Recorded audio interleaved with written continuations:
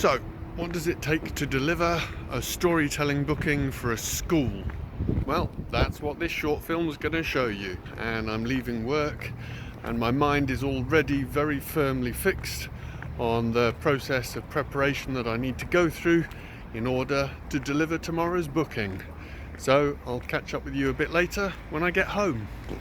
Needless to say, the preparation around storytelling bookings usually happens, well, not usually, always happens at the point of taking a booking. There's always a little bit of forethought and preparation. But the night before a day at a school, I always like to make sure that I've got my head on straight, that I've got these wonderful things at the ready, my drone flutes. I adore these, and I'm likely to dip in to a few of these just to remind myself of a few of the stories that maybe are not quite so bedded down in my repertoire. Incidentally, if you want to know some really good stories, this book by Peter Stevenson, beautiful. It's great, Peter. So I shall see you next bright and early tomorrow morning.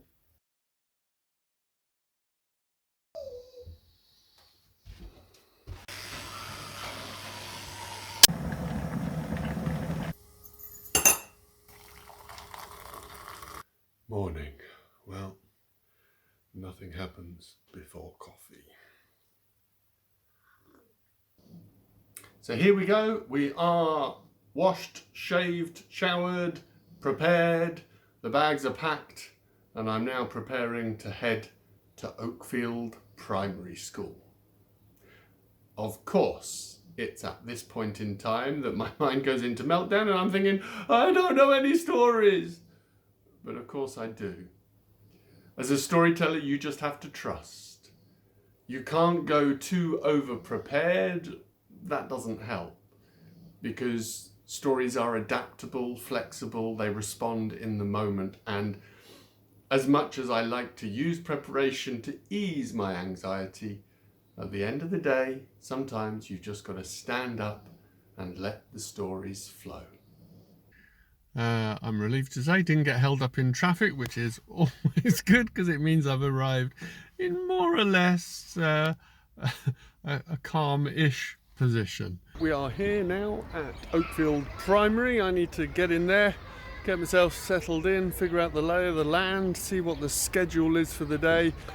This is a great school. It's World Book Day, so all the kids are dressed up and there's always a great energy in the schools whenever I'm invited in for World Book Day. Here we are, we're in the school. I've sorted out what my schedule's going to be. This is their junior hall where I have the assembly to start the day off, and then we go class by class. I'm ready now, I'm just waiting for the children. I've got a few minutes down, about 5 minutes to grab a quick coffee again. I live on caffeine. I've just done the assembly and just done the year sixes. New experience for me this time round, because the year sixes, I've realised I've been coming here for 5 years, and so the year sixes first met me when they were in year one, and so this is the last time I'll be sharing stories with them. So there's it's a funny sense to come to a school year by year, see them progress, and what's more, asking them the stories. What stories do they remember me telling them? And they remember them all, and not just the stories, they remember them in detail. Some of them were telling me back the stories that I'd told to them back in year one, year two. Incredible. So I better get this coffee down me and get to the next year group. Here we are, this is year 3 at Oakfield Primary. We've just finished the story of Dinas Emrys and they want to share with you their brilliant dragon scream. Over to you! Say bye!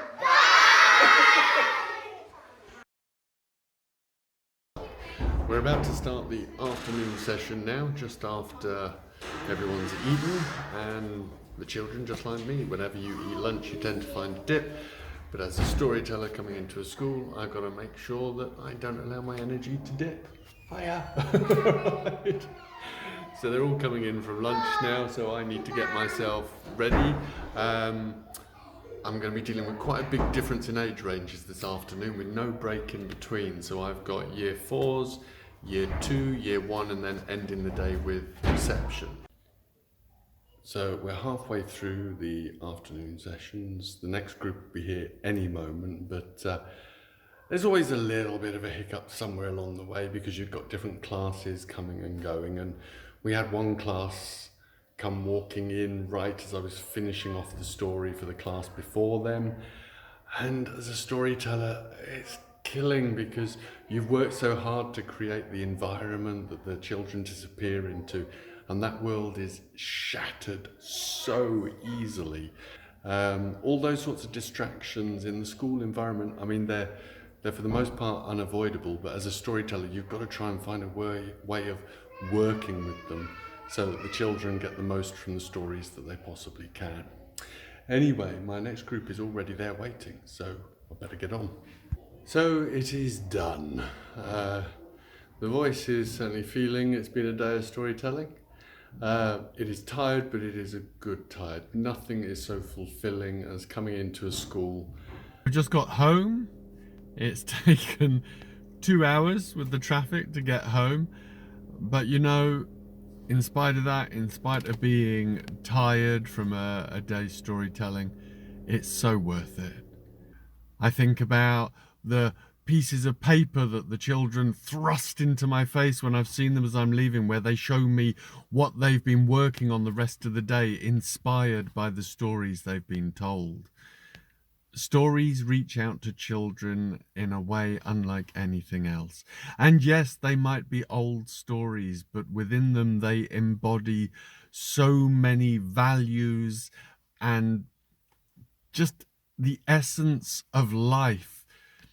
They provide a connection not just to English language and oracy, but far more than that. They reach into history, they transcend cultures, they are rooted in aspects of PSC, social, emotional aspects of learning, so many things. So yes, I get home, I feel a bit croaky, yes, I feel a bit tired, but I love it. And I feel that these days are special days. And thank you for tagging along.